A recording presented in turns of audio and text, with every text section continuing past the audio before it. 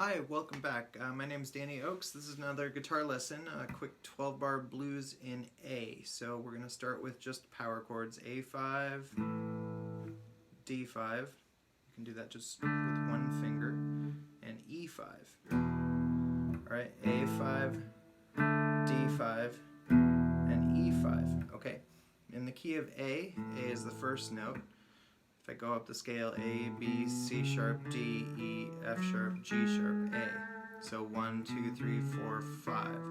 So the fourth note of the A scale is D. The fifth note is E. So if I play an A5 chord, that's called my 1 chord.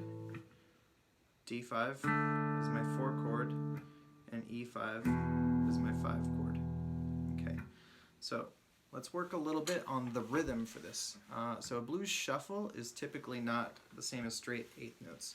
If I clap eighth notes, 1 and 2 and 3 and 4 and, that doesn't sound very bluesy. That's a straight eighth note thing.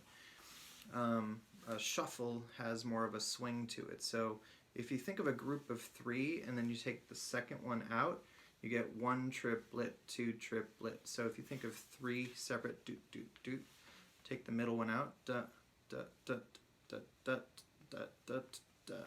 That's basically what we call a swing or a shuffle rhythm. Okay, so I'm going to start with this A5 chord, strings 5 and 4 with my pick. And first let's just play that one like that. Okay, so that's 1 and 2 and 3 and 4 and I'm only playing strings 5 and 4. Okay, now I'm going to create a little motion in there by going from a 5 chord to a 6 chord. So A5 is just this, these two notes, and then I'm going to put another finger down on string 4 and play that twice. This is string 4 fret 4, so it's string 4 fret 2, string 4 fret 4. I'm just switching between those.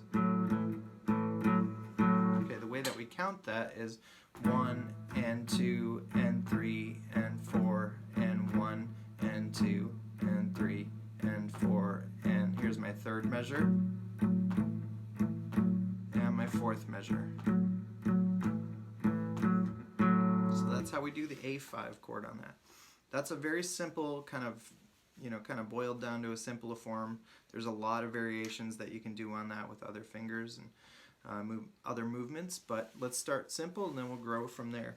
Another thing that I'm doing to create that kind of muted effect, make it sound a little bassier, is that the palm, it's called a palm mute. So basically if I take the palm edge of my hand or the pinky side of my hand and I rest it on the bridge, so on the Les Paul style guitar, this is the bridge actually.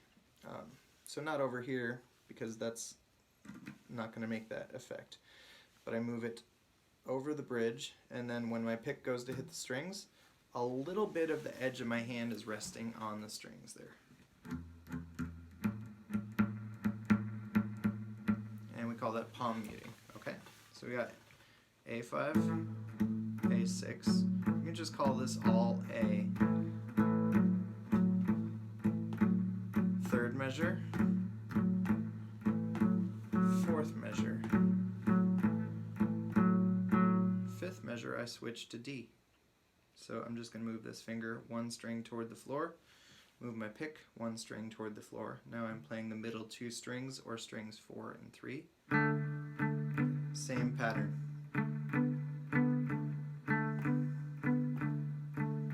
Then I go back to A.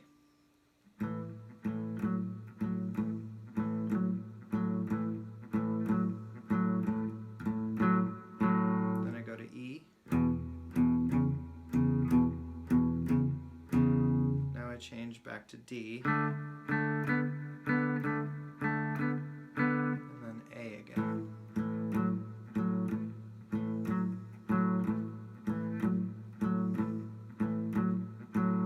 So if you could play that, you could jam with somebody.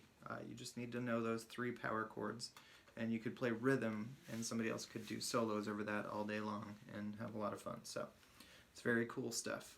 Let's go over the whole form again. So basically you go A 4 times, D 2 times, A 2 times, E once, D once, A 2 times. And that's called a 12-bar blues. There are other ways to do it. That's a really good way to start though. When you get used to this, we can do a lot of variations on that, including something called a turnaround for the last 2 bars or 2 measures. So turnaround sounds something like this.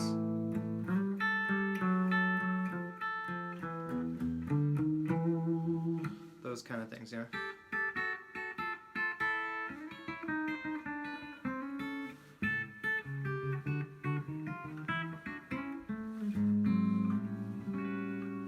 So there's a million things that you can do to make that interesting. And, you know, one thing that I think, you know, they say necessity is the mother of invention.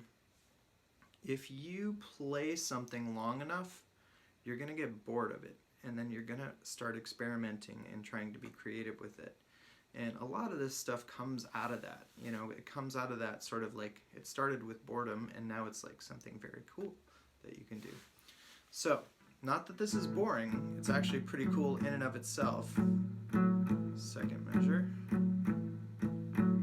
Third measure, this is still A. Fourth measure is A. Now I go to D. D again. Back to A.